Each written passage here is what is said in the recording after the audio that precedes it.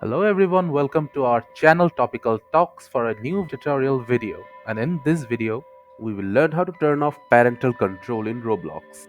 Firstly, we have to go to the Roblox website. So in the search panel, type in Roblox, then hit enter. Now go to the first Roblox website. Now make sure that you're logged in with your ID. Then go to the settings menu. In the settings menu, there is an option called parental control. Go there.